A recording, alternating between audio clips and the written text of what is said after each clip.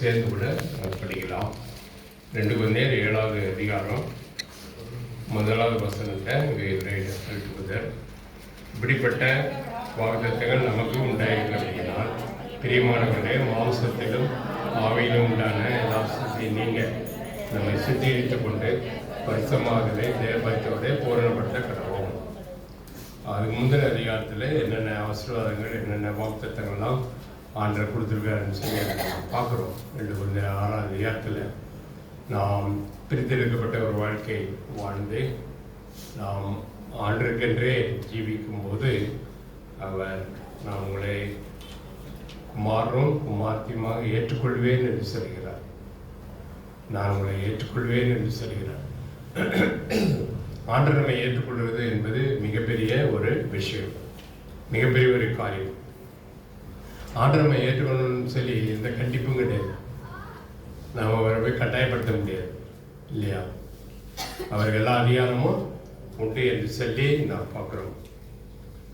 ஆனால் அங்கே 6வது அதிகாரத்தில் பார்க்கும்போது நாம் முற்றிலுமாக பிரித்தெடுக்கப்பட்டவர்களாக இந்த உலக ஜனங்களோட ஐக்கியம் கொள்ளாதபடி ஆண்டுக்கென்று பிரித்தெடுக்கப்பட்டவர்களாக ஆண்டுக்கென்று பரிசுத்தமாக ஜீவிக்கும்போது அவருடைய வார்த்தைக்கு கீழ்ப்படிந்து நடக்கும்போது அப்பொழுது நான் உங்களை ஏற்றுக்கொள்வேன் என்று சொல்கிறார். நான் உங்களுக்கு பிதாவாக இருப்பேன், நீங்கள் எனக்கு குமாரனும் குமார்த்தியுமாக இருப்பேன் சொல்கிறார். அது என்னுடைய தொடர்ச்சி தான் 7வது அதிகாரம். So chapter 7 is a continuation of chapter 6.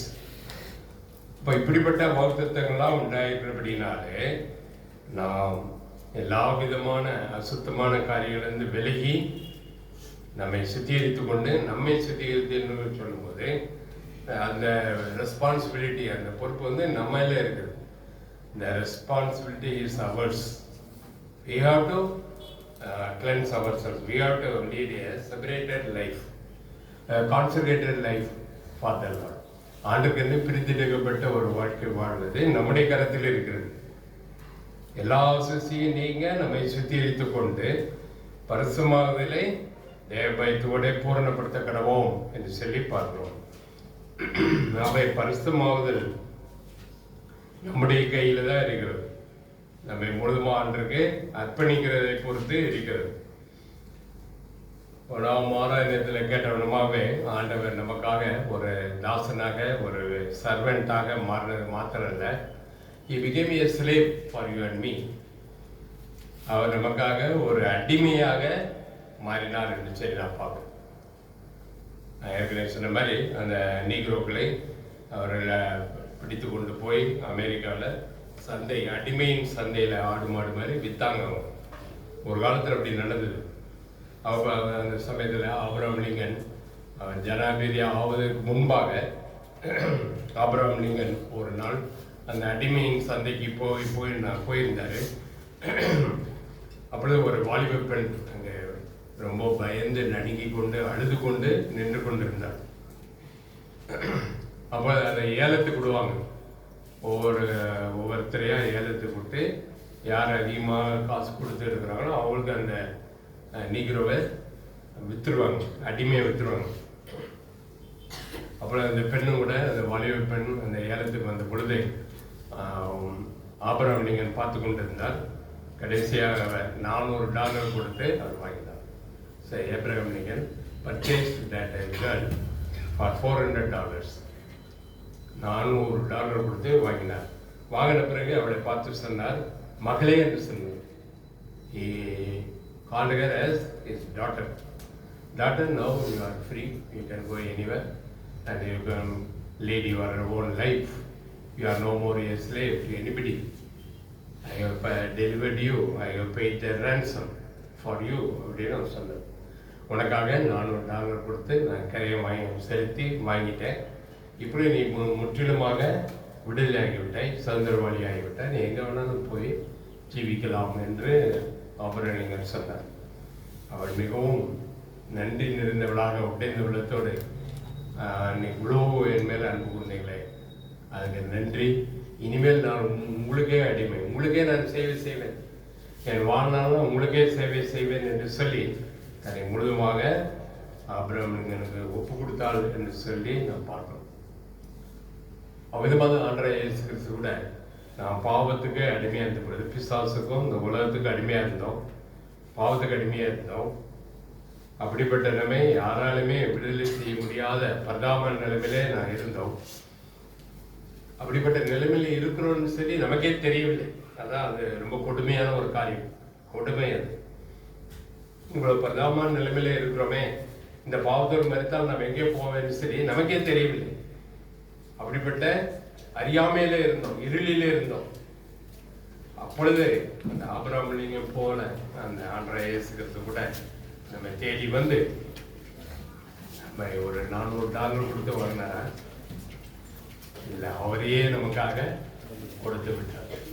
சிலுவையில் நமக்காக அவரே தன்னை பலியாக்கிறார். So Jesus Christ came to this world to die for you and me, to die for your sins and my sins. He became a slave. A slave has no right to talk about. He has no right.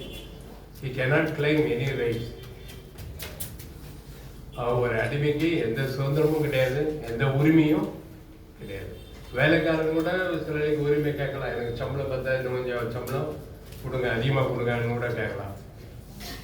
ஆனால் ஒரு அடிமைக்கு எந்த உரிமையும் இல்லை, வாய்வே திறக்க முடியாது. அது போல தான் வாழ்றான் இயேசு கிறிஸ்து. நம்ம பாவத்தின் அடிமைத்தனத்திலிருந்து நம்ம மீட்டு ரட்சிப்பதற்காக அவர் அடிமையாக வந்தார். ஒரு அடிமையை போல அவர் தன்னை தாழ்த்தினார், வெறுமையாக்கினார் என்று சொல்லி பார்க்கிறோம். இந்த மாதிரியான சிந்தை உங்களுக்கு எனக்கு கூட தேவையா இருக்கு. அதான் பிலிப்பியர் 2:5 நாம் படிக்கிறோம். கிறிஸ்தேசிலிருந்த சிந்தையை உங்களிலும் இருக்க கடவுளே, மனப்பாட வசனம் பிலிப்பியர் 2:5. அந்த கிறிஸ்தேசிலிருந்த அந்த சிந்தை 24 மணி நேரமும் உங்களுக்கு எனக்கும் இருக்கணும். 24 மணி நேரம் டெய்லி இருக்கணும். அப்பொழுது ஆண்டவர் நம்ம மேல ரொம்ப சந்தோஷப்படுவோம். அந்த நீங்க எனக்காக அடிமையாக இந்த உலகத்துக்கு வந்தீங்களே, அவை நான் உங்களுக்கு என்னை அடிமையாக ஒப்பு கொடுக்கிறேன். உங்களுடைய சித்த செய்யறதுக்கு என்னை முற்றிலுமா அர்ப்பணிக்கிறேன். அவை நாம் பூரணமான பரிசுத்தமாகுதலை தேவபயத்தோட பூரணப்படுத்த கடவுள், பூரணமான பரிசுத்தத்துல காணப்படணும்னு சொல்லி ஆண்டவர் விரும்புறார். கொஞ்சம் பரிசுத்தம் இல்லை, 100%. We must lead a holy life, 100% holy life. We have to lead. So God expects us to lead a 100% holy life in this wicked world. We are living in a wicked world. We are living in a sinful world. So the Lord knows how much it is difficult for you and me to lead such a holy life, isn't it? The Lord knows very well. But He is always ready to help us. But we must have that willingness to lead a consecrated life. ஆண்டவருக்கென்று பிரித்தெடுக்கப்பட்ட ஒரு வாழ்க்கை, அவருக்கு பிரியமான ஒரு வாழ்க்கை வாழணும்னு சொல்லி அந்த வாஞ்சி இருந்தால் போதும். அப்போ ஆண்டவர் நமக்கு உதவி செய்யறதுக்கு ஆயத்தமாக இருக்கிறார். எவ்வளோ மோசமான பாவனை இருந்த உலகத்தில் நாம் வசிக்கிறோன்னு அவருக்கு தெரியும், அவருக்கு நன்றாக தெரியும் இல்லையா? ஆனால் அவர் வேடிக்கை பார்த்துட்டு இருக்க மாட்டார். நமக்கு உதவி செய்யறதுக்கு அவர் எப்பொழுதும் ஆயத்தமாக இருக்கிறார். We are very weak. We are weaker vessels, isn't it? He knows very well. So He gives His strength to lead a consecrated life, to lead a holy life in this wicked world, which is full of sin. You see the same chapter, 2 Corinthians, 2 Corinthians chapter 7.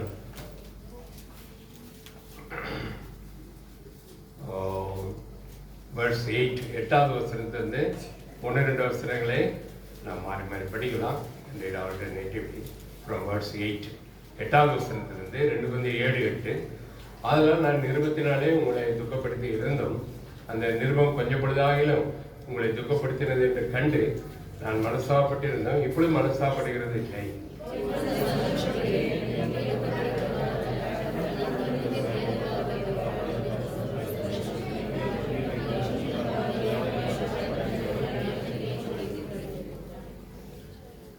தேவனுக்கேற்ற துக்கம் பின்பு மனஸ்தாபப்படுறதுக்கு இடமில்லாமல் ரட்சிப்புக்கு ஏதுவான மனம் திரும்புதலை உண்டாக்குகிறது. லௌகிக துக்கமோ மரணத்தை உண்டாக்குகிறது.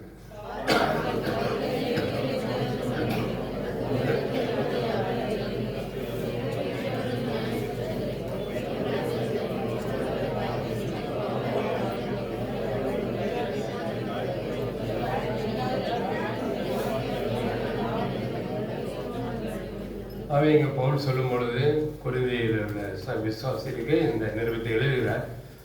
பவுல் சொல்லும் பொழுது, நான் நிருபத்தினாலே உங்களை துக்கப்படுத்தி இருந்தும், 8வது வசனம், அந்த நிருபம் கொஞ்சம் பொழுதாகிலும் உங்களை துக்கப்படுத்தினது என்று கண்டு நான் மனசாப்பட்டிருந்தோம், இப்பொழுது மனசாப்படுகிறது இல்லைன்னு சொல்கிறார்.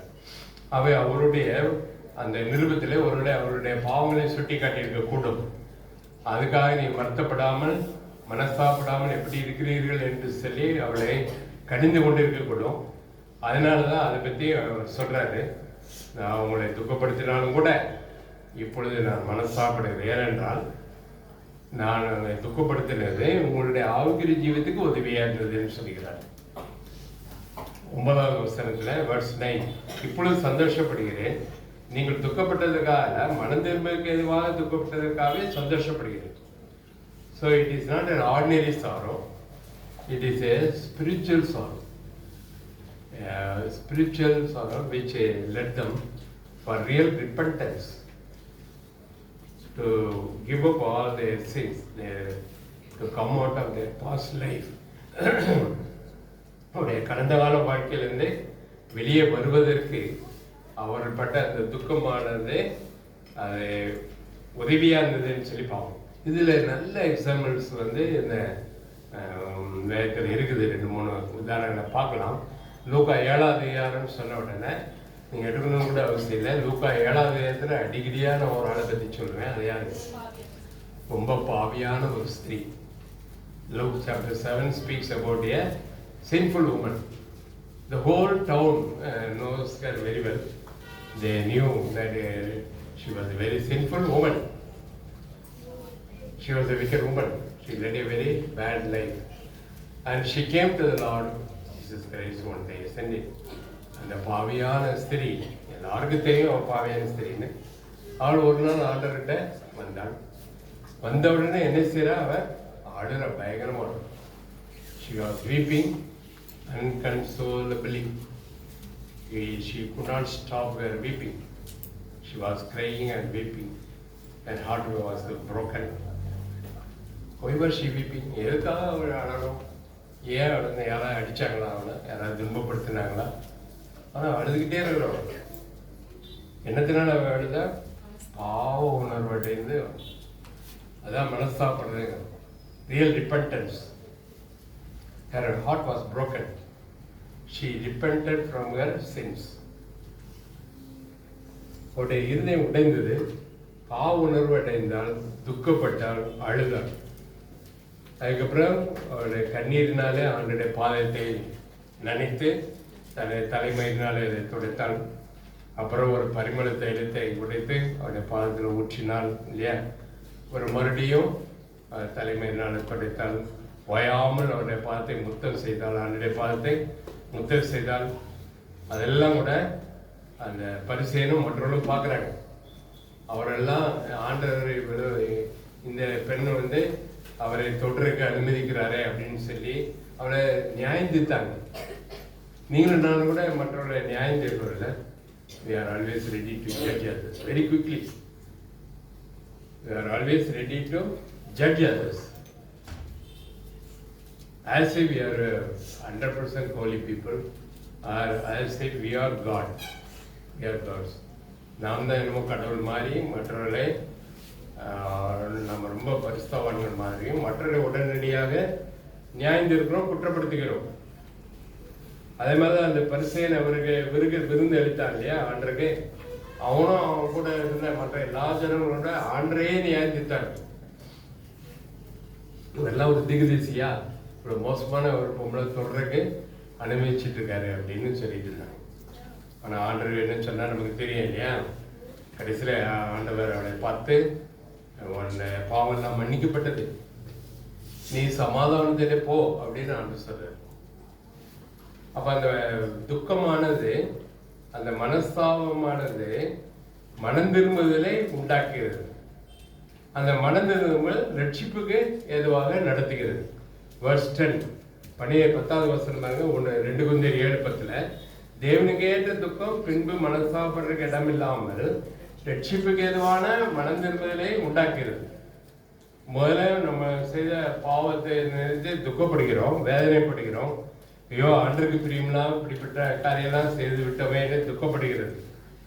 அப்புறம் அந்த துக்கமானது மனம் திரும்பலை உண்டாக்குறது. மனம் திரும்பல என்ன, இனிமேல் இது செய்யக்கூடாதுன்னு அதை விட்டு திரும்பி ஆண்டன்ட்ட வருவது.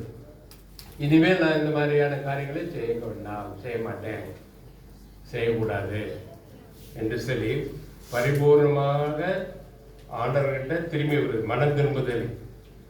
அப்புறம் அந்த மனம் திரும்பல் எதை கொடுக்குறது? ரட்சிப்பை கொடுக்கிறது. ரட்சிப்பு சந்தோஷத்தை கொடுக்கிறது. அவன் தேவனுக்கேற்ற துக்கம் பின்பு மனசாப்படுறதுக்கு இடம் இல்லாமல், இப்போ தேவனுக்கேற்ற துக்கம் அடைந்தோம்னா, நம்ம மன திரும்பி ஆண்டுகிட்ட வந்தோம்னா உண்மையான சந்தோஷத்தை கொடுக்கும். ஆனால் தேவனுக்கேற்ற துக்கம் அடையாமல் இருந்தால் பின்பு மனசாப்படுறதுக்கு வழிவகும். பின்பு மனசாப்படுறதுனா என்ன? லௌகீக துக்கமோ மரணத்தை உண்டாக்குகிறதுன்னு சொல்லி அந்த வசனத்துல பார்க்குறோம். 10வது வசனம். இந்த உலகத்தில் இருக்கும்போது நம்முடைய பாவங்களுக்காக வருத்தப்பட்டு துக்கப்பட்டு மனம் திரும்பி ஆண்டுகிட்ட வராமல் இருப்போம் என்று சொன்னால் ரட்சிப்பு கிடைக்காது.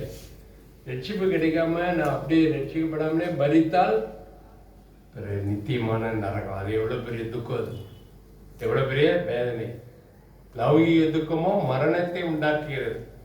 உலகப்பிரகாரமான துக்கம் அது ஏதாவது ஒரு பொருளை இழந்துட்டோம், அல்லது யாரும் செத்துட்டாங்க, யாரும் நம்மளை ஏமாத்திட்டாங்க, ஏதாவது ஒரு நஷ்டம் வந்துச்சுன்னா துக்கப்படுறோம். லௌகீக துக்கம், உலகப்பிரகாரமான துக்கம் அது. அதனால நமக்கு ரட்சிப்பு கிடைக்குமா? ரட்சிப்பு கிடைக்காது. ஆண்டை பிள்ளைலாம் மாற முடியுமா? மெய்யான சந்தோஷம் கிடைக்குமா? கிடைக்கவே கிடைக்காது. மரணத்தை உண்டாக்கும். கடைசியில் அது நரகத்தில் கொண்டு போய் விடுவேன்னு சொல்லி பார்க்கணும். இப்போ அந்த பாவியான ஸ்திரீக்கு துக்கம் வந்தது, மெய்யான துக்கம் வந்தது. அந்த பாவங்களுக்கு அவர் துக்கப்பட்டார், மனஸ்தாபப்பட்டார், மன திரும்பினார், ஆண்டவர்கிட்ட வந்தார். ஆண்டவர் மன்னித்து உன் பாவம்லாம் அவனுக்கு மன்னிக்கப்பட்டது, சமாதானம் போனிச்சார்.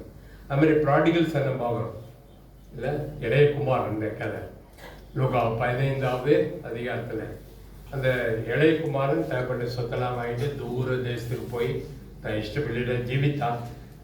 எல்லாத்தையும் சிறையிட்டு பிறகு அவன் நண்பனாக அவனை விட்டு ஒவ்வொருத்தராக கழட்டிட்டு போயிட்டாங்க. கருத்தில் பசியும் மட்டுமா தான், ஒரு வேலையும் தெரியாதவனுக்கு வேறு யாரும் வேலையும் கொடுக்கல. பசியும் பட்டினியாக இருக்கும்போது தான் வருத்தப்படுறான். அப்போ தான் துக்கம் வருது. ஐயோ என் வீட்டில் எங்கள் அப்பா கிட்ட எவ்வளோ சர்வன்ஸ்னால சாப்பிட்டுறாங்க.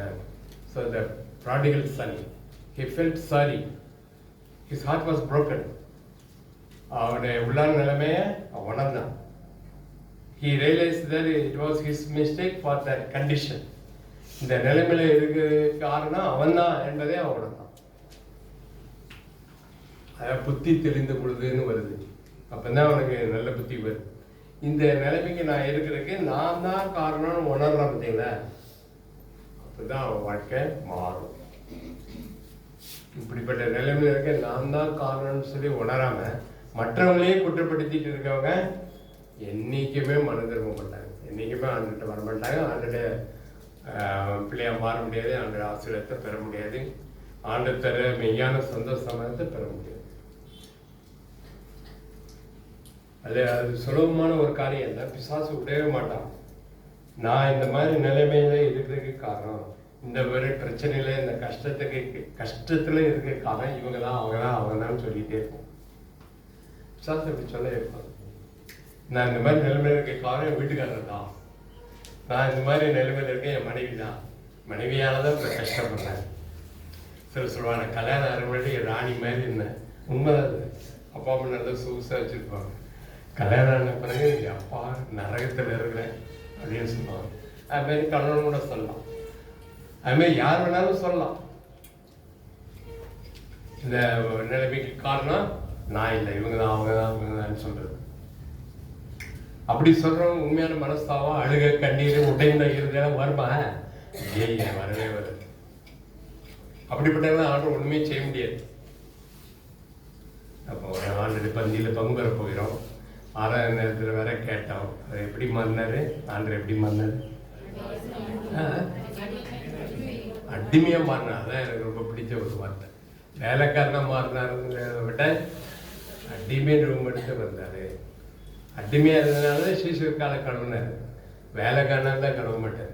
வேலைக்காரன் என்ன செய்வானா, ஒரு வாளியில் தண்ணியை கொண்டாந்து வச்சு அதில் ஒரு குவளையோ என்னத்தை போட்டு நீ கழுவி போங்க அப்படின்னு சொல்லுவான். கழுவி விட மாட்டான். இல்லை, தண்ணி வேணால் கொண்டாந்து கொடுப்பான். குடிக்க தண்ணி கொண்டாப்பானா தண்ணி கொண்டாந்து கொடுப்பான், அவ்வளோதான் செய்யும். உட்காந்து ஒவ்வொருத்தர் காலையாக கழுவி தொடச்சி விட்டுட்டு இருக்க மாட்டான். அவை அடிமை அன்று இந்த அடிமைன்னு சொல்லி எனக்கு தாங்கன்றேன்.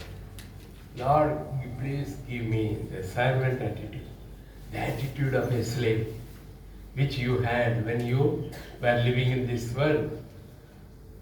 If you really have the attitude of a slave, you will never be proud of anything. You will never blame others. You will never find fault with others. He will not judge others.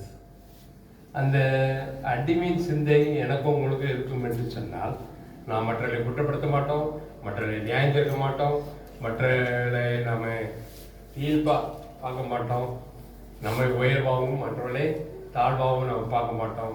நம்ம உள்ளத்தில் பெருமை இருக்காது, உடைந்த உள்ளத்தோடு இருப்போம். அதுதான் அடிமையின் சிந்தை. ஆண்டருக்கு அப்படிப்பட்ட சிந்தை இருந்ததா இல்லையா?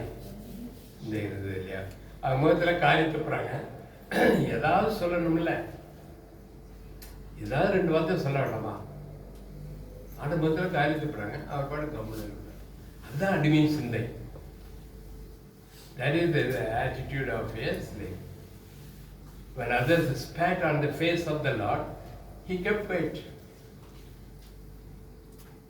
He did not complain. He did not get angry with anybody. That is the attitude of a slave, not a servant, but a slave. அவை உங்களுடைய அந்த சிந்தை எனக்கு தாங்கன்றே என்று சொல்லி நாம் ஆனந்தில் கேட்கணும். Everyday, not only today or tomorrow, every day you must have that attitude of a slave, that humility which a servant or a slave must have.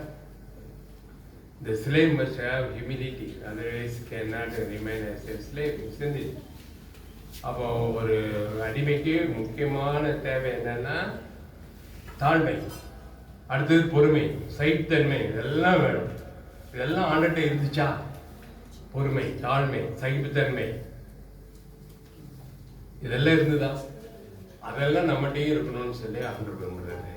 ஆனால் இது ரொம்ப கஷ்டம். இது ரொம்ப கஷ்டம்னு ஆண்டுக்கு தெரியுமா தெரியாதா? நல்லாவே தெரியும்.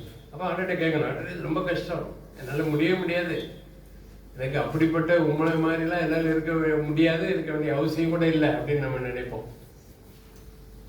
அவங்கள்ட்ட அவ்வளோ குறை இருக்குது, நீங்கள் ஏட்ட வந்து குறை இருக்குன்னு சொல்கிறீங்களா அப்படின்னு நம்ம நினைப்போம். ஆண்டு சொல்றாரு, முதல்ல உன் கண்ணில் இருக்கிற உத்திரன்னு சொல்றாரு. உத்திரத்தை எடுத்துட்டு உன் சகோதரன் கண்ணில் இருக்க துரும்ப எடுக்கிறதுக்கு பிறகு நீ வகை பார்ப்பாய் அப்படின்னு சொல்ற. முதல்ல உன் கண்ணில் இருக்க உத்திரத்தை எடு தம்பி அப்படிங்கிறாரு. நீங்கள் குற்றவாளிகள் என்று சொல்லப்படாதபடிக்கு மற்றவர்களை குற்றவாளிகள் என்று தீர்க்காதிருங்கள் என்று சொல்றார். A servant, a slave can never blame anybody. A slave has no right to judge others. ஒரு அடிமை வந்து மற்றவர்களை நியாயம் தீர்க்க முடியுமா? ஒரு அடிமை மற்றவர்களை குற்றப்படுத்த முடியுமா? Can a slave blame the master? Can a slave judge his master? Can a slave find fault with his master?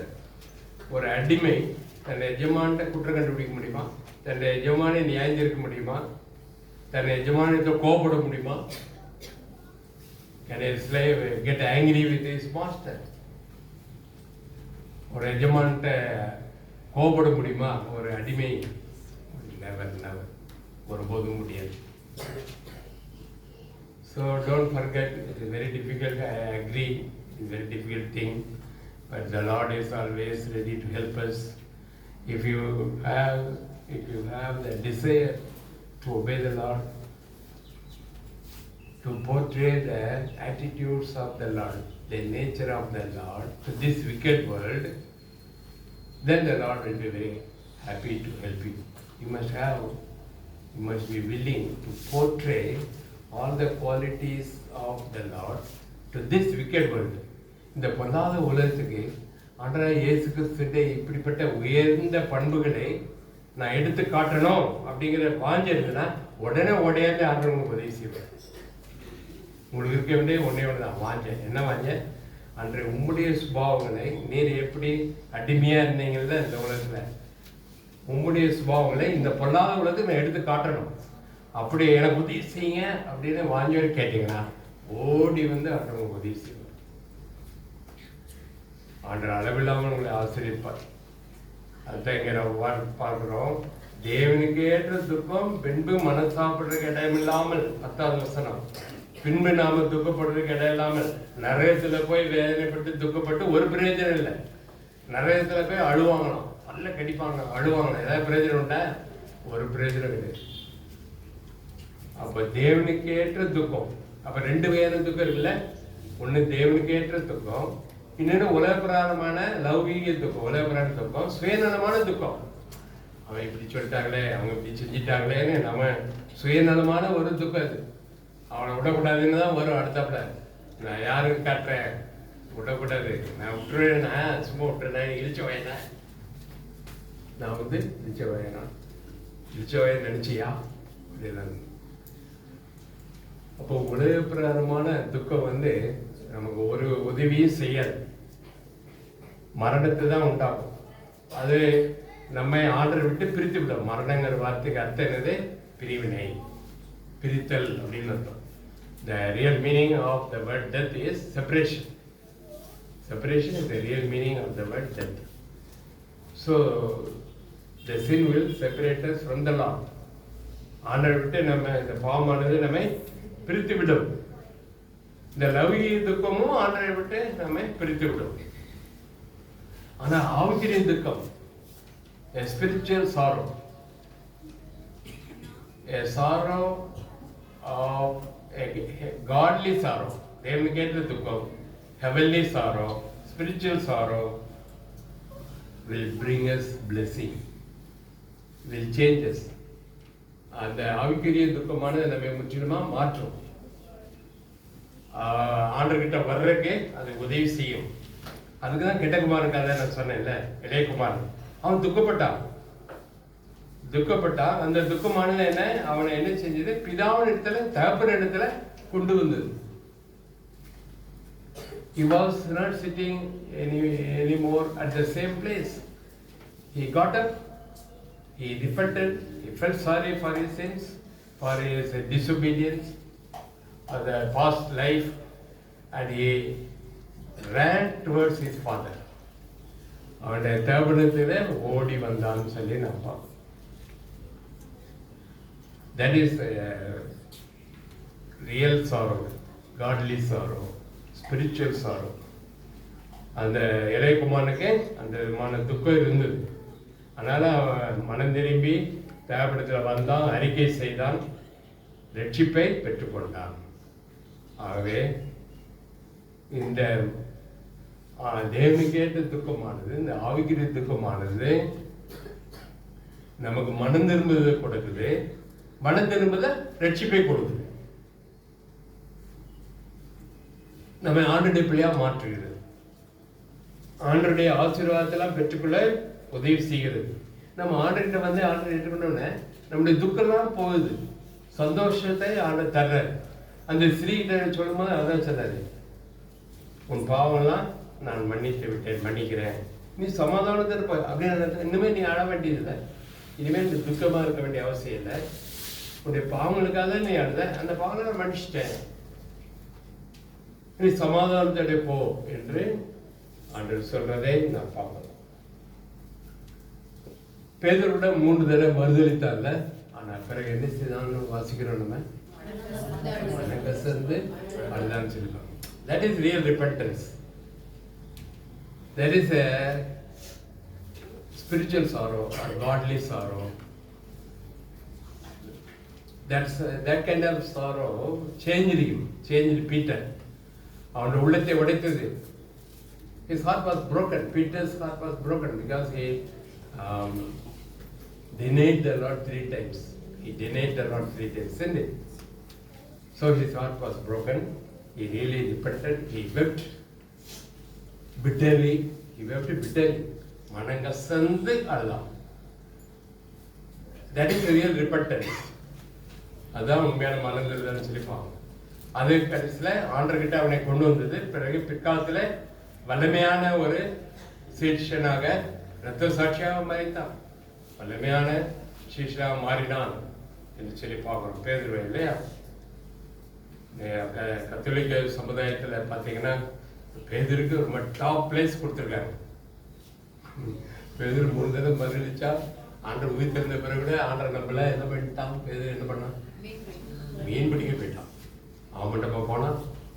மற்றவனையும் கெடுத்து குட்டிச்ச வரைக்கு நான் போறப்ப மீன் பிடிக்கிறாக்கு என் வேலையை பார்க்க போறேன். யாரெல்லாம் மீன் பிடிக்கிற ஆசையாக இருக்கு என் கூட வாங்க, நம்ம வேலையை நம்ம பார்ப்போம், நம்ம பிசினஸை நம்ம பார்ப்போம் அப்படின்னு சொல்லி கொண்டு போயிட்டாங்க. அவனுக்கு டாப் பிளேஸ் கொடுத்துருக்காங்க கத்தோலிக்கர். ஃபர்ஸ்ட் பிளேஸ் யாருக்கு? மரியாளுக்கு தான், மாதாவுக்கு தான். அடுத்தது பேதுரு. பேதுருக்கு தான் பர்வத்தின் சாவியே இருக்குது அப்படின்னு அவன் நம்புறாங்க. பேதுருக்கிட்ட போய் ஜெபம் பண்ணுங்க, அவர் மன்னிச்சா உனக்கு பாவனை மன்னிச்சா. ஆண்டர் மன்னிக்கிற அவசியம் இல்லை. பேதுரு மன்னிச்சிட்டாருன்னா மன்னிப்புலாம் உங்களுக்கு கிடைக்கும் அப்படிலாம் நினைக்கிறேன். நிலமோ நினைக்கிறேன். ஆகவே ஆண்டவர் நமக்கு அப்படிப்பட்ட மனஸ்தாபத்தை தருவாங்க. 11வது வசனம் ரொம்ப very very important words. verse 11, 2 Corinthians chapter 7 verse 11. அதை குறித்து வைத்துக் கொள்ளுங்கள். மிக மிக ஒரு அருமையான வசனம், முக்கியமான வசனம். பாருங்கள், நீங்கள் தேவனுக்கு ஏற்ற துக்கம் அடைந்தது உண்டே அப்படின்னு அவங்கள விசுவாசிகளை பார்த்து பவுல் சொல்றாரு. நீங்கள் தேவனுக்கு ஏற்ற துக்கம் நன்றாக ஞாபகத்தில் வைக்கலாம். 2 பேர் துக்கம் இருக்கு. ஒன்று தேவனுக்கு ஏற்ற ஆவிக்குரிய துக்கம், இன்னொன்று உலக பிரகாரமான துக்கம். பணம் நஷ்டமாயிட்டா ஒரு துக்கம், யாராவது செத்துட்டா துக்கம், யாராவது நம்மளை திட்டா துக்கம் வருது இல்லை, அதனால ஒரு பிரயோஜனம் கிடையாது. நீங்கள் தேவனுக்கேற்ற துக்கம் அடைந்தது. தேவனுக்கேற்ற துக்கம் என்ன? ஐயோ ஆண்டருடைய அன்பை உணராமல் நடந்துக்கிட்டேனே, ஆண்டருக்கு பிரியமில்லாத காரியத்தை செய்தேனே, ஆண்டரை துக்கப்படுத்தி விட்டேனே. எப்பயாவது அப்படியே நீங்கள் உணர்ந்துருக்கீங்களா? ஐயோ ஆண்டருக்கு பிரியமில்லாத காரியத்தை செய்தேனே, பொய் சொல்லிட்டேனே, பண ஆசையாக இருந்தேனே, அல்லது மற்றவங்களை ஏமாத்திட்டேனே, இப்படி ஏதாவது ஒரு காரியம் ஆண்டு கொடுக்க வேண்டிய நேரத்தை கொடுக்காம போயிட்டேனே அப்படின்னு வருத்தப்படுவது ஆவிக்குரிய ஒரு வருத்தம், துக்கம். நீங்கள் தேவனுக்கேற்ற துக்கம் அடைந்தது உண்டு.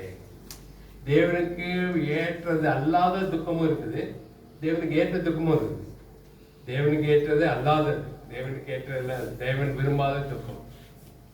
அதான் 1 தெசலோனிக்கேயர் 4வது இடத்துல வீட்டில் போய் பாருங்க, நம்ம அடிக்கடி பார்த்துருக்கோம். 1 தெசலோனிக்கேயர் 4வது இடத்துல நான் உலக ஜனங்களை போல மரித்தவர்களுக்காக அழ வேண்டாம் அப்படிங்கிறது. நீங்கள் அஞ்ஞானிகளை போல உலக ஜனங்களை போல மரித்தவர்களுக்காக துக்கப்பட வேண்டியதில்லை. ஏனெனில் கிறிஸ்துக்குள் மரித்தவர்கள் ஆண்டவர் வரும்போது முதலாவது உயிரோடு எழுந்திருப்பார்கள், பின்பு நாமும் உயிரோடு எழுப்பப்பட்டு இதுமாய் எடுத்துக்கொள்ளப்பட்டு அவருடைய ராஜ்யத்தை என்னைக்கு அவரோடு கூட இருக்க போறோமே, அப்புறம் எதுக்கு நம்ம துக்கப்படணும், வருத்தப்படணும், அழணும் அப்படின்னு அது சொல்றது இல்லையா? அந்த 1 தெசலோனிக்கேயர் 4வது அதிகாரத்துல நான் படிக்கிறோம். அந்த உலகப்பிரகாரமான துக்கம் நமக்கு தேவையில்லை, மாம்ச பிரகாரமான துக்கம் தேவை. ஆனா தேவனுக்கேற்ற துக்கம் நமக்கு அவசியம் தேவை. என்ன துக்கம்? அதை பற்றி சொன்னேன் இல்லையா? ஐயோ ஆண்டருக்கு பிரியமா நடந்துக்கிட்டேனே, பிரியமில்லாம நடந்துக்கிட்டேனே, ஆண்டருக்கு பிரியமில்லாத பேச்சே பேசுறேனே, மற்றவர்களை நான் குற்றப்படுத்திட்டேனே, அது ஆண்டருக்கு பிரியமில்லாதது இல்லை இல்லையா? ஐயோ அவங்கள நான் நியாயம் தீர்த்தேனே, அவங்கள குறை சொன்னேனே, ஐயோ இது ஆண்டருக்கு பிரியமில்லாத காரியம், இது செய்யக்கூடாதுன்னு சொல்ல நான் செஞ்சுட்டேனே, அன்றே பண்ணீங்க அப்படின்னு ஒரு துக்கத்தோட சொல்றது. பேதுரு மனங்கசந்து அழுதான் அப்படின்னு சொல்லி நான் பார்ப்போம். நீங்கள் தேவனுக்கு ஏற்ற துக்கம் அடைந்தது உண்டு, அதனால என்ன லாபம், என்ன பிரயோஜனம் பிறகு சொல்றாரு பாருங்க. அதுனா எது?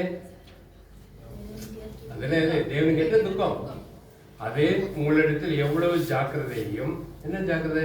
இனிமேல் நான் ஆண்டரை துக்கப்படுத்தக்கூடாது, இனிமேல் ஆண்டரை நான் துக்கப்படுத்தக்கூடாது, அவருக்கு பிரியமா நடப்பேன், அவரை நான் சந்தோஷப்படுத்துவேன், அதான் எனக்கு முக்கியம்.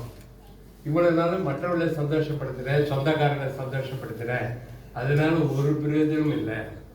என் சொந்தக்காரன் என்னை கொண்டு பரலோகத்தில் சொர்க்கத்தில் கொண்டு சேர்ப்பாங்களா? அவங்களுக்கே எங்கே போகிறேன்னு தெரியல. அவங்க எப்படி என்னை சேர்ப்பாங்க? என்னை என் சொந்தக்காரன் கொண்டு சேர்ப்பாங்களா சொர்க்கத்தில்? ஆமாவா இல்லையா? என்ன தெரியலையா? கண்டிப்பாக சேர்க்க மாட்டாங்க. அவங்களுக்கே தெரியல. பாவம், எங்கே போகிறோம், செத்த பிறகு எங்கே போகணும்னு கேட்டாங்க, ஏதாவது ஒன்று சொல்லுவாங்க. எதுக்கு தான் இந்த மாதிரி அபசகரமான கேள்வி கேட்குறது சனியனே அப்படிம்பாங்க. வேற எதுவும் கேட்க மாட்டேன், இதுதான் கேட்பியாச்சு, சனியை என்னை விட்டு ஓடிப்போம் அப்படிம்பாங்க. அப்போ தேவனு கேட்டதுக்கும் என்னை சொல்லி உங்களுக்கு எவ்வளோ ஜாக்கிரதையாக இருக்குங்க தேசியம். பாவம் செய்யாமல் இருக்கிறதுக்கு ஜாக்கிரதையாக இருக்கிறதுக்கு உதவி செய்யுது. ஜெபிக்கிறதுக்கு ஜாக்கிரதையாக இருங்கள். ஜாக்கிரதையிலே எத்தனையோ ஜாக்கிரதை இருக்கு. ஆண்டருக்கு பிரியமா ஜீவிக்கிறதுக்கு ஜாக்கிரதையா இருங்க. Be careful to pray, always be careful to obey the Lord. If you are very careful, you will always try to please the Lord. You will never try to please human beings, your relatives or friends. You will always try to please the Lord only. எவ்வளவு ஜாக்கிரதையும், next குற்றந்தீர எவ்வளவு நியாயம் சொல்லுதலையும், எவ்வளவு வெறுப்பையும். என்ன வெறுப்பு? பாவத்தின் மேல வெறுப்பு, இந்த உலக பிராரண காரியங்கள் மேல வெறுப்பு. பவுல் சொல்லும்போது பிலிப்பியர் 3:3 என்ன சொல்றாரு? இந்த உலகத்தினுடைய ஆசபாசனம் எல்லாத்தையும் குப்பை நஷ்டம் என்று எண்ணுகிறேன்னு சொல்றாரு. இந்த உலகத்தின் ஐஸ்வர்யம் எனக்கு குப்பை அப்படிங்கிறாரு. அதை குப்பை எனக்கு லாபமா இருந்தாலும் எதெல்லாம் ஒரு காலத்துல லாபம்னு நினைச்சேனோ அதெல்லாம் இப்ப அவர் கண்ணுக்கு நஷ்டமா தெரியுது. எதெல்லாம் லாபம் என்று நினைத்தாலும் அதெல்லாம் இப்போது நான் குப்பையும் நஷ்டமாக எண்ணுகிறேன். இயேசு கிறிஸ்துக்காக எல்லாத்தையும் விட்டு விடுகிறேன்னு சொல்லுகிறார். அதான் இந்த உலகத்தின் மேல வெறுப்பு. எவ்வளவு வெறுப்பையும் எவ்வளவு பயத்தையும், ஆண்டருக்கு பயந்து ஜீவிக்கிற பயம், வேற அனாவசியமான பயம் கிடையாது, ஆண்டருக்கு பயப்படுற பயம். எவ்வளவு பயத்தையும் எவ்வளவு ஆவலையும், ஆண்டருக்காக ஜீவிக்க வேண்டும் என்ற ஆவல், எவ்வளவு ஆவலையும் எவ்வளவு பக்தி வைராக்கியத்தையும், ஆண்டருக்கென்று பக்தியாக ஜீவிப்பது, அவருக்கு பயந்து அவருக்கு கீழ்ப்படிந்து அவருக்கு பிரியமாக ஜீவிப்பது, எவ்வளவு பக்தி வைராக்கியத்தையும். வைராக்கியங்கிறது zeal for the Lord. If you have zeal for the Lord, you will always try to please the Lord. You will never disobey the Lord. That is zeal for the Lord. ஆண்டருக்கான வைராக்கியம், ஆண்டருக்காக வைராக்கியமா இருப்பது. You will never compromise with the world. உலகத்தோட நம்ம என்ன செய்ய மாட்டோம், சமரசம் செய்ய மாட்டோம். ஆமா எல்லாரும் செய்யறது இது என்ன தப்பாம நீங்க சொல்றது சரிதான், செஞ்சிடலாம். ஆமா எல்லாரும் செய்யறத நம்ம செய்யுது என்ன தப்பு அப்படின்னு, இதுல என்ன தப்பு இருக்குன்னு கேட்டாலே போச்சு, அவ்வளவுதான். நம்ம காம்ப்ரமைஸ் பண்ணிட்டோம்னு அர்த்தம். காம்ப்ரமைஸ் தான் நினைச்சிருந்த மற்றவர்களோட ஒத்து போறது, சரி சமமாக இருக்கிறது, எல்லாம் சரிதான், ஒன்றும் இல்லை அப்படின்னு நினைக்கிறது. அது பிரித்தெடுக்கப்பட்ட வாழ்க்கைக்கு நேர எதிர்ப்பதுன்னா காம்ப்ரமைஸ். மற்றவங்களோட ஒத்து போறது. அவங்க சொல்ற ரைட் நீ சொல்றது சரிதான், செஞ்சிடலாம் இல்லையா, நியாயம் தான், சரிதான் அப்படின்னு சொல்றது. இது ஆண்டுக்கு பிடிக்குமான சோதித்து பார்க்கறது கிடையாது. எவ்வளவு விருப்பம், எவ்வளவு பயத்தையும், எவ்வளவு ஆவலையும், எவ்வளவு பக்தி வைராக்கியத்தையும், எவ்வளவு கண்டிப்பையும் உண்டாக்கிற்று. இந்த காரியத்திலே நீங்கள் எல்லா விதத்திலும் உங்களை சுத்தவான்கள் என்று விளங்க பண்ணினீர்கள். எல்லா விதத்திலும் நம்மை பரிசுவான்களாக விளங்க பண்ணணும்னு சொல்லி ஆண்டவர் அவளோடு எதிர்பார்க்கிறார். அந்த நாட்கள்ல முதல் நூற்றாண்டுல சீஷர்களுக்கு தான் கிறிஸ்தவர்கள் பேர் வந்துச்சு. அந்தியோகியாவில் உள்ள சீஷர்களுக்கு கிறிஸ்தவர்கள் என்று அழைக்கப்பட்டார்கள் அப்படின்னு சொல்லி வாசிக்கிறோம். அப்போஸ்தலர் நடவடிக்கையில் வருது. அது 4வது 5 அந்த வரலாம், அது வீட்டில் போய் பாருங்க, அங்கே அந்த வார்த்தை வருது. யார் கிறிஸ்தவர்கள், யார் கிறிஸ்தவர்கள்? கிறிஸ்தவ பேர் வச்சிருக்கவங்க கிறிஸ்தவர்களா? சீஷர்கள் தான் கிறிஸ்தவர்கள். அந்நாட்களிலே சீஷர்களுக்கு கிறிஸ்தவர்கள் என்ற பெயர் வழங்கப்பட்டது. சீஷர்கள் கிறிஸ்தவர்கள் என்று அழைக்கப்பட்டார்கள் அப்படின்னு சொல்லுவோம். அப்ப யார் சீஷர்கள்? குருவை பின்பற்றவங்க சீடர்கள். குரு என்ன சொல்ற, தலைவர் என்ன சொல்றாரோ அதை அப்படியே பின்பற்றுறவர்கள் தான் செய்தார். கீழ்ப்படுகிறவர்கள் 100க்கு 100 குருவுக்காகவே வாழ்க்கை நடத்துகிறவர்கள், வாழ்பவர்கள் அவர்கள் தான் சீடர்கள் என்று சொல்லிப்பாங்க. நீங்கள் எல்லா விதத்திலும் உங்களை சுத்தவான்கள் என்று விளங்க பண்ணினீர்கள் என்று சொல்லி நான் வாசிக்கிறோம். அடுத்த வசனம் 12, அதனால் நான் உங்களுக்கு அப்படி எழுதியிருந்தோம், அநியாயம் செய்தவன் நிமித்தமும் அல்ல, அநியாயம் செய்யப்பட்டவன் நிமித்தமும் அல்ல, தேவனுக்கு முன்பாக உங்களை குறித்து எங்களுக்கு உண்டாயிருக்கிற ஜாக்கிரதை உங்களுக்கு வெளிப்படும் பொருட்டே அப்படி எழுதினேன். தேவனுக்கு முன்பாக உங்களை குறித்து எங்களுக்கு உண்டாயிருக்கிற ஜாக்கிரதை உங்களுக்கு வெளிப்படும் பொருட்டே நீங்க அதை புரிந்து கொள்ளணும் அப்படிங்கிறதுக்காக எழுதினேன். உங்களுக்காக நாங்கள் எவ்வளவு ஜாக்கிரதையா ஜெபம் பண்றோம், நீங்கள் ஆண்டுக்கு பிரிவா நடக்க வேண்டுமே என்று சொல்லி நாங்கள் ஆண்டத்துல ஜெபிக்கிறோம், ஆண்டத்துல வேண்டிக் கொள்கிறோம். அந்த விதமான ஒரு பாரம், அந்த வாஞ்சை பவுலுக்கும் அவனோட கூட இருந்த மற்ற அப்போஸ்தலர்களுக்கும் அது இருந்தது. என்ன ஒரு பாரம், அந்த கொரிந்து சபையில் உள்ள விசுவாசிகள் ஆண்டருக்கு பிரியமா ஜீவிக்க வேண்டும், ஆண்டர் வரிக்கு ஆயத்தமா இருக்க வேண்டும், இந்த உலகத்துல ஜாக்கிரதையா ஜீவிக்க வேண்டுமே என்று சொல்லி அந்த பாரம் அவளுக்கு இருந்தது. அதாவது தேவன் முன்பாக உங்களை குறித்து எங்களுக்கு உண்டாயிருக்கிற ஜாக்கிரதை உங்களுக்கு தெரியணும், உங்களுக்கு வெளிப்படும் பொருட்டே அப்படி எழுதினேன்னு சொல்லி.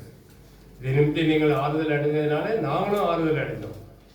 விசேஷமாக தீர்த்துவினுடைய ஆவி உங்கள் அனைவராலும் ஆறுதல் அடைந்ததுனாலே அவனுக்கு உண்டான சந்தோஷம் அதிக சந்தோஷப்பட்டோம். எப்படி இருக்கிற பார்த்தீங்களா, அப்படியே 1 மாதிரி சபையை ஒரு சரீரத்துக்கு ஒப்பிட்டு சொல்றாரு, ஒரு அவையும் பாடுபட்டா எல்லா அவையும் பாடுபடும், ஒரு அவையும் சந்தோஷப்பட்டா எல்லா அவையும் சந்தோஷப்படும் சொல்றாருல்ல, அதே மாதிரி தீர்த்துக்கு சந்தோஷம் வந்தேன்னா எங்களுக்கும் ரொம்ப சந்தோஷம் அப்படிங்கிறது. அவனுக்கு உண்டான சந்தோஷத்தினாலே நாங்களும் அதிக சந்தோஷப்பட்டோம்னு சொல்றாரு. தீர்த்துக்கு எப்படி சந்தோஷம் அடைந்தாரு, அந்த விசுவாசிகள் ஆறுதல் அடைந்ததுனாலே அந்த விசுவாசிகள் ஆண்டருக்கு பிரியமா ஜீவிதத்தை பார்த்து தீர்த்து ஆறுதல் அடைந்தாரு, தீர்த்து சந்தோஷப்பட்டாரு. தீர்த்துடைய ஆவி உங்கள் அனைவராலும் ஆறுதல் அடைந்ததுனாலே, தீர்த்துடைய ஆவிக்கு ஆறுதல் எப்படி கிடைத்தது, மற்ற விசுவாசிகள் மூலமா கிடைத்தது. நல்லா படிச்சு பாருங்க. அதை இது நிமித்த நீங்கள் ஆறுதல் அடைந்ததுனால நாங்களும் ஆறுதல் அடைந்தோம். விசேஷமாக தீர்த்துடைய ஆவி உங்கள் அனைவராலும் ஆறுதல் அடைந்தது. தீர்த்துடைய ஆவி உங்கள் அனைவராலும் ஆறுதல் அடைந்ததுனாலே அவனுக்கு உண்டான சந்தோஷத்தினால் அதிக சந்தோஷப்பட்டோம். அப்ப அந்த விசுவாசிகள் ஆண்டருக்கு பிரியமா ஜீவிக்கிறார்கள் என்பதை அந்த தீர்த்து பார்த்துருக்கணும் இல்லையா, தீர்த்து பார்த்து தீர்த்துக்கு சந்தோஷம் வந்தது, தீர்த்து ஆறுதல் அடைந்தான். அதை பார்த்து பவுலும் கூட நான் சந்தோஷப்பட்டேன், ஆறுதல் அடைந்தேன் என்று சொல்கிறார்.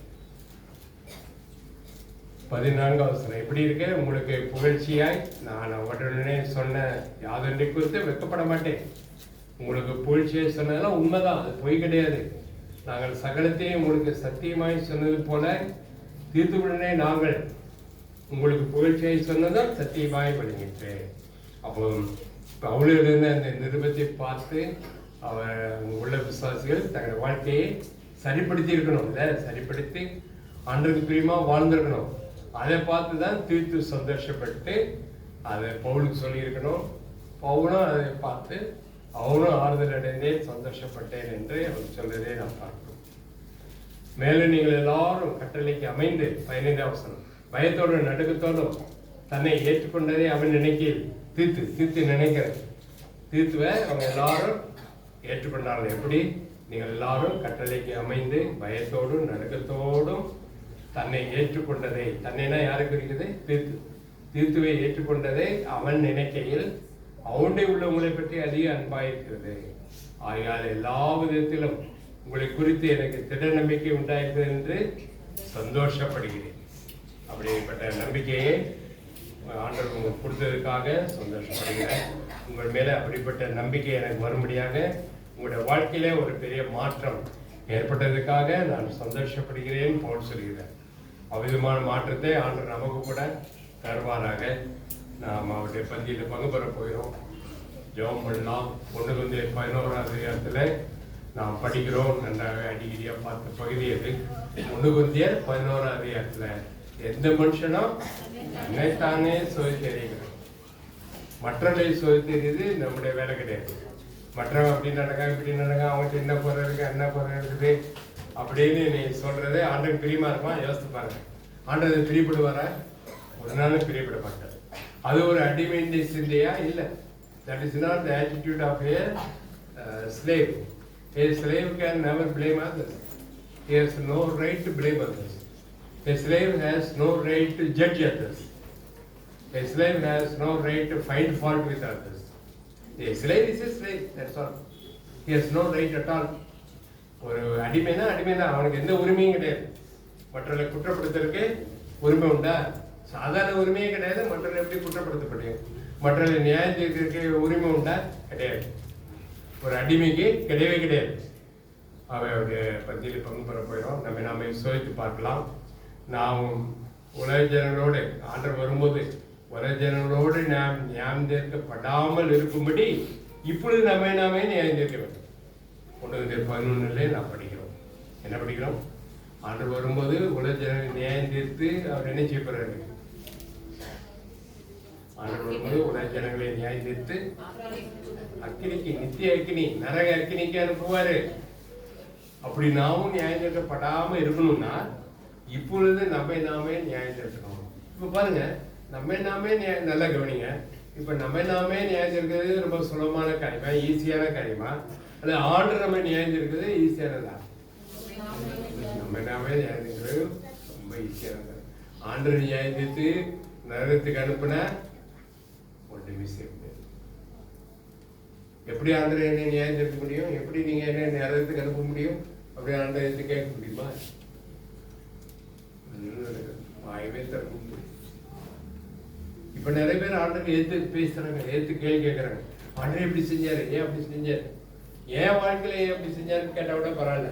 அவங்க வாழ்க்கையில ஆண்டவர் அப்படி செஞ்சாரு, அவங்க வாழ்க்கையில அப்படி செஞ்சாரு. ஏன் அந்த ரஷ்யாவுக்கும் உக்ரைனுக்கும் போர் நடக்குது, ஆண்டவர் தூங்கிட்டு இருக்காரா? இப்படிலாம் கேட்குறாங்க. ஏன் அவன் அந்த ஹமாஸ் அப்படி பண்ணான், ஏன் அந்த இஸ்ரேல் ஜனங்கள் இந்த பாலஸ்தீன மக்களை அழிக்கிறாங்க, ஆண்டவர் என்ன செஞ்சிட்டு இருக்காரு? ஆனா முதலே சொல்லிட்டார்ல, அவரோட விரைய கடையால் என்ன சொல்றாரு? யுத்தங்களையும் செய்தின்னு கேட்பீங்க. யுத்தம் நடக்கதான் செய்யும். தீபத்திக்கு எழுதும்போது பவுல் சொல்றார் 2 Timothy 3 கடைசி நாட்டில் கொடிய ஜனங்கள் வருவாங்க. அவர் தற்பிரியராக இருப்பாங்க, செல்ஃபிஷா இருப்பாங்க, சாதாரண அன்பு கூட இருக்காது. நிறைய ஒரு பெரிய பட்டியலே இருக்கு இல்ல, படிச்சுக்கலாம் என்னைக்காவது கடைசி நாட்கள்ல ஜனங்கள் எப்படி எப்படி இருப்பாங்கன்னு. அதெல்லாம் படிக்கிறோம் இல்லையா? அப்படிதான் இருக்கும். அது ஏற்று கேள்வி கேட்கறதுக்கு ஒரு பிரயோஜனம் கிடையாது. நம்ம கேள்வி கேட்கறதுனா நிலைமை மாறுமா? மாறாது. நம்ம போய் யாரையும் மாற்ற முடியுமா? மாற்ற முடியாது. யாரையுமே மாற்ற முடியாது. ஆகவே நமக்கு இந்த மாதிரி தேவையில்லாத கேள்விகள், அனாவசியமான கேள்விகள்லாம் பிசாசு கேட்கும்படி இருப்பான். நல்லா ஞாபகத்தில் வச்சுக்கோங்க, ஒரு அடிமைக்கு கேள்வி கேட்கிற உரிமை கிடையாது. அடிமைக்கு கேள்வி கேட்கிற உரிமை கிடையாது. ஒரு சின்ன பிள்ளைகளுக்கு பாருங்க, 3 வயசு 4 வயசு தானே அப்பா அம்மா என்ன செஞ்சேன், அப்படியே தூக்கிட்டு போய் எல்கேஜியில் கொண்டு உட்கார வைக்கிறேன். உடனே அதை கேள்வி கேட்க முடியுமா? ஏன் என்னை இப்படி பாடப்படுத்துறேன், நான் வீட்டில் எவ்வளோ சந்தோஷமா இருந்தேன், ஏன் என்னை அப்படியே தூக்கி கொண்டு ஸ்கூலில் கொண்டு விடுறேன் அப்படின்னு கேட்க முடியுமா? கேட்டாலும் விடுவாங்களா? பெற்றோர் இன்னும் 2 அடி கொடுத்து அங்கே உட்கார வைப்பாங்க இல்லையா? அது அறியாமையினால வந்த கேள்வி. அது பின்னாடி போக போக தெரியும், நம்ம அப்பா அம்மா நம்முடைய நன்மைக்காக தான் படிக்க வச்சாங்க, இப்போ நல்ல பதவியில் இருக்கிறோம், நல்லா சம்பாதிக்கிறோம், இதுக்கெல்லாம் காரணம் நம்மளை அப்பா அம்மா படிக்க வச்சதுனால தானே. படிக்க வைக்காம இருந்தா என்ன ஆகிருக்கும் அப்படின்னு சொல்லி பிறகு உணர்வாங்க. இல்லை முதல்ல தெரியாது. அதான் ஆண்டு சொல்றாரு, இப்பொழுது நீ அறியாய், இனிமேல் நீ அறிவாய் அப்படின்னு சொல்றாரு. அதனால கேள்வி கேட்கறதுக்கே நம்ம உரிமை கிடையாது. கேள்வி கேட்டால் அது அறியாமையை காட்டுகிறது. அறியாமை கேள்வி கேட்கறதுனால ஆண்டவர் நம்ம மேல சந்தோஷப்படுவாரா? கொஞ்சம் யோசித்து பாருங்க. கேள்வி கேட்கறதுனால ஆண்டவர் நம்ம மேல சந்தோஷப்படுவாரா? ஒரு நாளும் சந்தோஷப்பட மாட்டார். அவையோடைய பத்தியில் பங்கு பெற போறோம். இப்ப நம்மை நாமே நியாயத்தை இருக்கிறது தான் சொல்ல போறோம். நம்ம நியாயத்தை சரிப்படுத்திக்கலாம். அதுதான் இப்போ வாஸ்தவம். 2 Corinthians 7 2 Corinthians chapter 7 It speaks about the godly sorrow, heavenly sorrow, spiritual sorrow. It speaks about your self-judgment. You have to judge yourself. It's very easy to judge yourself, but it's very difficult if you allow the Lord to judge you. The last day, the judgment day, the Lord will judge you. Then it will be terrible, very, very terrible. நம்மே நியாயத்திற்குள்ளது சுலபமான ஒரு காரியம். அப்படி செய்யலைன்னு சொன்னார் ஆண்டவர் அவர் நம்மை நியாயத்திற்பாரு. அதை தாங்க முடியாது, தாங்க முடியாது. நரகத்துக்குள்ள போன பிறகு நம்ம யாராவது வெளியே கொண்டு வருவாங்களா? அதெல்லாம் ரொம்ப சீரியஸான மேட்ரு. அது நம்ம நினைக்கவே விட மாட்டேங்க. பிசாசு அப்படியே மறந்துடுறோம், அப்படியே மறந்துடுறோம். இவன் நரகத்தில் போன பிறகு நம்ம வெளியே வர முடியுமா? யாராவது நம்மளை காப்பாற்றுவாங்களா? ஜாமீன் கொடுத்து எடுப்பாங்களா வெளியே? என்ன அதை பற்றி நினைக்கிறதே இல்லை நம்ம. அது சீரியஸான மேட்ரு. ஆனால் அதை பற்றி நினைக்கவே விட மாட்டேங்க. முதல்ல ரொம்ப அற்பமாக நினைக்க விடுறோம். அப்படியே நினச்ச கூட இதெல்லாம் ஒன்றும் இல்லைப்பா, அவனை பாரு இவ்வளோ பாரு எவ்வளோ ஜாலியாக இருக்காங்க. ஜாலியாக இருக்க வேண்டிய வயசில் போய் பைத்தியக்கார மாதிரி இருக்குது அப்படிலாம் அவன் சொல்லி நம்ம சொல்லி சாஸ்திரம் நம்மளை ஏமாற்றுவோம், ஏமாற்றிட்டு இருக்கான். அவன் ரொம்ப ஜாகிரதையாக very careful about your spiritual life. You are going to take part in the Lord's table. ஆண்டு பந்தியில் பங்கு பெற போகிறோம். நம்ம விசுவாசித்து பார்க்கலாம். நம்ம நியாயம் தீர்ப்போம். ஆண்டு வருவோம்.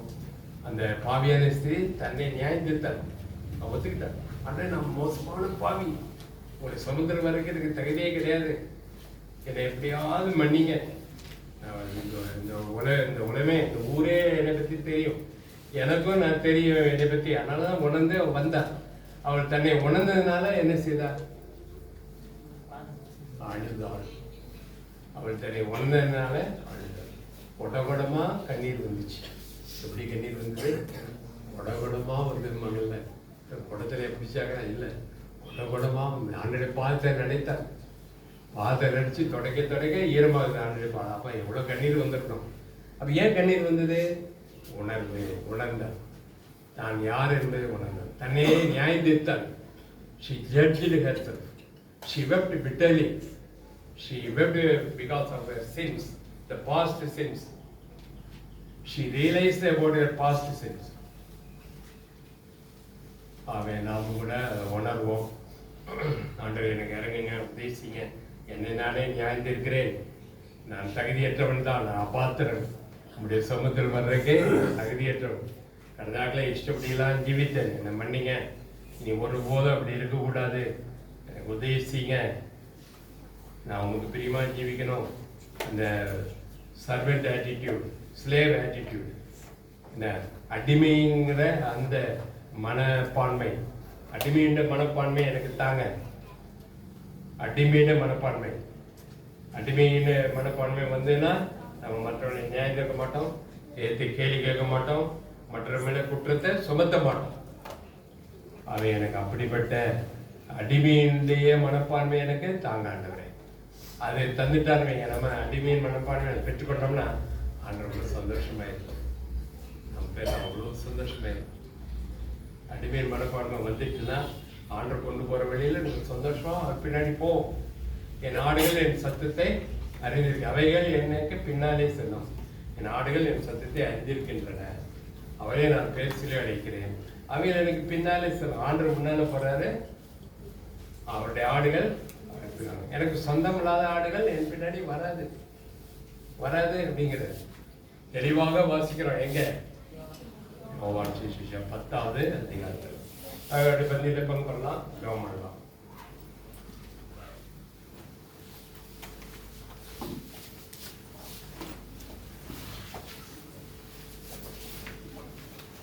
ஜெபம் பண்ணுவோம். முக்கியமான நேரத்துக்கு வந்திருக்கோம். நம்ம அர்ப்பணிக்கலாம். நம்ம முற்றிலுமா